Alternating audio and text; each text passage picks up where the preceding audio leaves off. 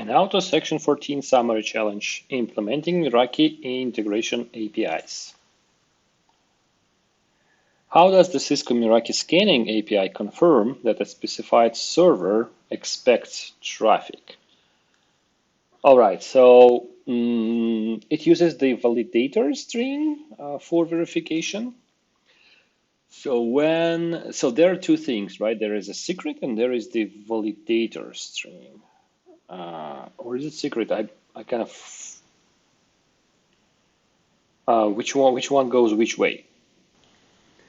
So I guess secret must be configured on both sides in order to do the authentication, pre-shared key authentication, right? But also it is optional, right? So if we are not using any authentication, basically scanning API will be pushing data to a specified server, right? And validator string will be used to verify that this remote server is actually expecting data.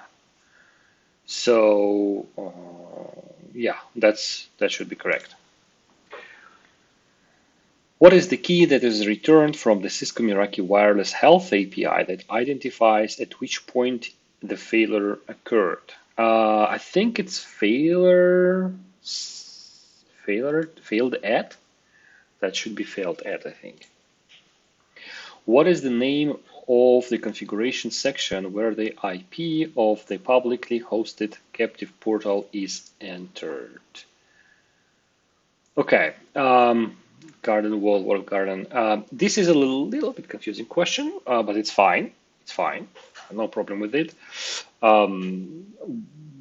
It's walled garden. The correct answer here is walled garden, and basically, what walled garden is you can configure a certain part of the internet which user traffic, which traffic of user who still had not passed a splash page, captive portal, can access, right? So, and obviously that should include a splash, an HTTP server which serves splash page if it's an external server, right? So if we configure a publicly hosted captive portal, so HTTP server external to Meraki Cloud, which serves splash pages, it needs to be added into the walled garden configuration. Which statement regarding the Cisco Meraki external captive portal configuration is true? An external captive portal can be configured per SSID. I think that should be correct because some SSID, one SSID can do one type of authentication, another one could do another, so that's fine. An external captive portal allows the requester to access the network if no response is received from the server.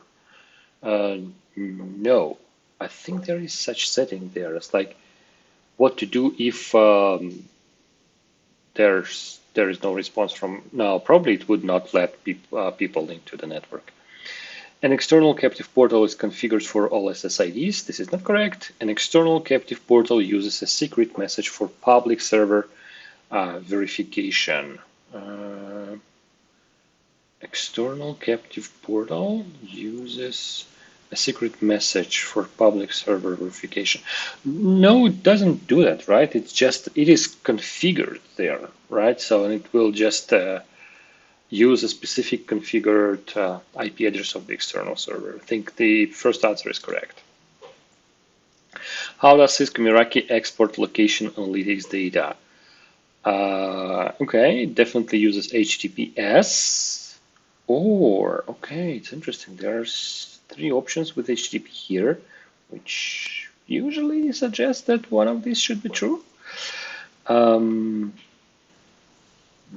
maybe this is just a little bit misleading in this specific case. It should use HTTPS, and I think it uses POST, right? So HTTPS POST should be the correct option. Which part of the Cisco Meraki webhook configuration field is optional? Okay, I know that. Name and URL are mandatory, they're required for configuration of, it's called a little bit differently in the newer API version. It's called HTTP server, which is basically a receiver of an alert when a webhook fires, right? And shared secret is an optional parameter, so this should be the correct option. Match the MV sense API to its description. Okay. Provides a sub-second feed of people and their locations. Current snapshot, historical aggregate, real-time feed. Well, pretty straightforward. That should be, if it's a feed, that's the real-time feed. One thing I also noted that real-time feed doesn't necessarily need to be real-time in terms of now. It can be a feed from the past, right? So you can request a real-time feed. Well, I'm not sure if it qualifies as real-time in this case though, but it can be a feed of video from some time period in the past, okay? Provides information about how many people the camera detected at a particular time. So this is a little bit deeper analysis, right? Another one is provides information about how many people are in the camera's view at this moment. Okay, let's see. That should be historical aggregate, right? Because this is a particular period of time in the past we are looking into analyzing. And this one at this moment, so this should be the current snapshot. Question 8. Which key describes the type of problem that Cisco Meraki webhook is reporting? Okay, that should be alert type, I think.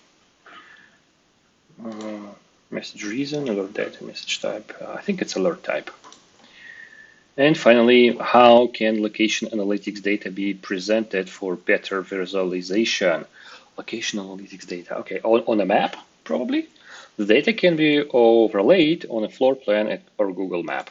That's perfect. The data can be converted to location coordinates. The requester must apply it.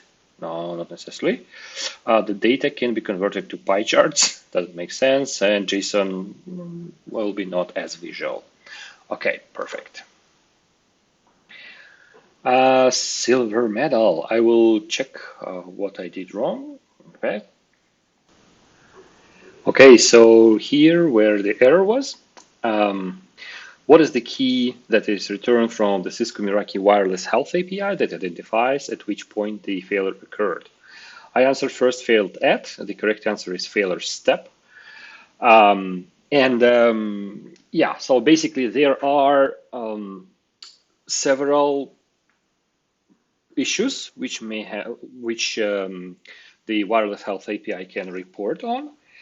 And multiple of them, they all are alert types. And there was another question about the alert types. So, and alert type may be included into an alert. Okay. Some of them are related to the initial kind of onboarding or connection of a client to the network, but a couple are extra. So first one is association, whether the client was able to associate with the network and access point. Then authentication is obviously the next step in wireless onboarding. Then DHCP, whether client received an IP address. Then DNS, whether client was able to make their first request to the DNS server. And that's it for onboarding. There are a couple extras, which are success rate, is the percentage of clients that calculated per access point, who is kind of doing all right, who is able to pass traffic. And one more is the packet latency for this access point per traffic type. Okay, but out of these, how many? 6, right? 4, the first 4 are actually also failure steps, because when the client is onboarding, it kind of goes through several steps, and these steps can be analyzed, can be reported. Okay, so I struggled a little bit to find this, and I actually kind of found it in the raw API specifications file. This is Open API specification file, failure step, and the possible values here are, as description says, the failed onboarding step, and this is for a client, one of association, authentication, DHCP, or DNS. So that's where it comes from, and it is a step. And also I've seen some documentation, and it's called also step in the GUI, in the web GUI of Meraki Cloud. Okay, so this is the correct answer then.